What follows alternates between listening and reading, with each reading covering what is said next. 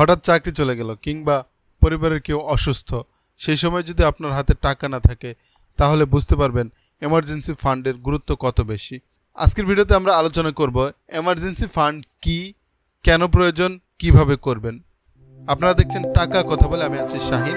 আশা করছি ভিডিওর শেষ পর্যন্ত আপনাকে পাবো, তাহলে আজকে আপনি অনেক কিছু শিখতে পারবেন, হয়তোবা আমার জন্য দোয়াও করবেন। তো চলুন শুরু করি। প্রথমে জানবো এমার্জেন্সি ফান্ড আসলে কি।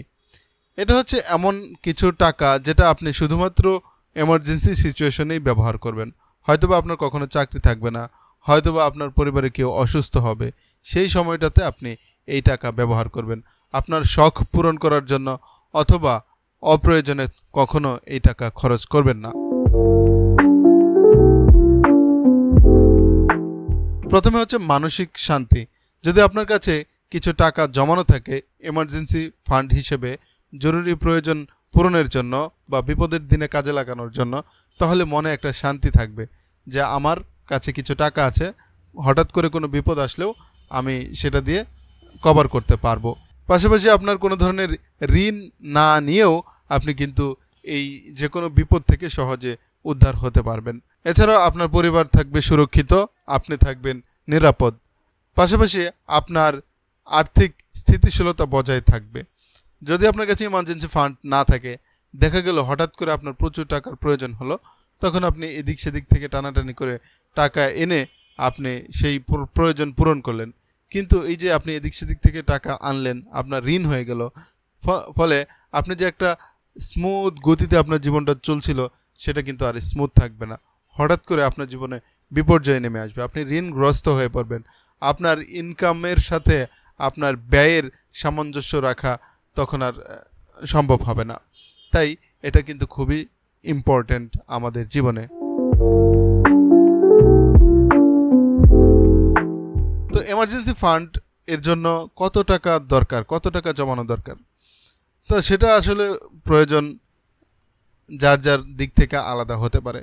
কারো কাছে 1 লক্ষ টাকা প্রচুর টাকা, আবার কারো কাছে 1 লক্ষ টাকা কিছুই না।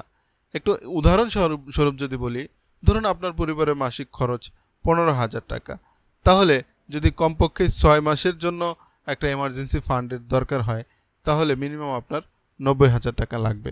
অর্থাৎ আপনার যদি চাকরি চলে যায়, তাহলে যেন আপনি 6 মাস বসে খেতে পারেন, বা 6 মাস যদি চাকরি ব্যবস্থা না হয় তাতেও যেন সমস্যা না হয়, সেরকম একটা ফান্ড গঠন করতে হলে আপনার মাসে 15,000 টাকা খরচ হলেও আপনার 6 মাসে 90,000 টাকা আলাদা ফান্ড রাখতে হবে।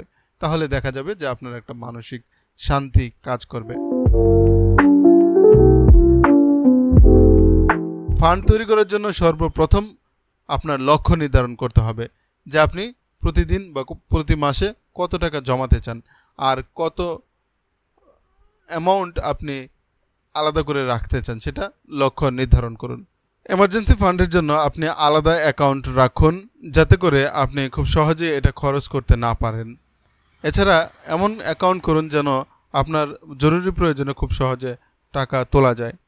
পাশাপাশি আপনি অটোমেটিক সেভিং সিস্টেম চালু রাখতে পারেন। হয়তোবা আপনার স্যালারি ব্যাঙ্ক অ্যাকাউন্টে আসে, আপনি আলাদা একটা সেভিং অ্যাকাউন্ট করতে পারেন এবং সেটার সাথে এই অ্যাকাউন্টকে লিঙ্ক করে দিতে পারেন। মাস শেষে আপনার এই অ্যাকাউন্ট থেকে অটোমেটিক টাকা চলে যাবে আপনার এমার্জেন্সি ফান্ডে। এছাড়া আপনি চাইলে নগদ বিকাশে অটো সেভিং অপশন রয়েছে, সেটাও আপনি সেট করে রাখতে পারেন। আর এই এমার্জেন্সি ফান্ড কখনোই অপ্রয়োজনে শখ পূরণের জন্য খরচ করা যাবে না। পাশাপাশি আপনার কাছে যদি অলরেডি কিছু টাকা থাকে, তাহলে আপনি সেটাকে একটা ফিক্সড ডিপোজিটে রাখতে পারেন। এমার্জেন্সি ফান্ড শুধুমাত্র টাকা নয়, এটা আপনার ভবিষ্যৎ নিরাপত্তা। তাই আজই শুরু করুন, আজই সিদ্ধান্ত নিন কিভাবে আপনি আপনার এমার্জেন্সি ফান্ড জোগাড় করবেন। তাই এখনই শুরু করুন, একটু একটু করে। বলা যায় না বিপদ কখন আসে, বিপদ তো আর বলে কয়ে আসে না। ভিডিওটা ভালো লাগলে একটা লাইক দিন, বন্ধুর সঙ্গে শেয়ার করুন, আর এ ধরনের আরও ভিডিও পেতে চ্যানেলটি সাবস্ক্রাইব করুন। দেখা হবে আবারও ইনশাল্লাহ। আল্লাহ হাফেজ।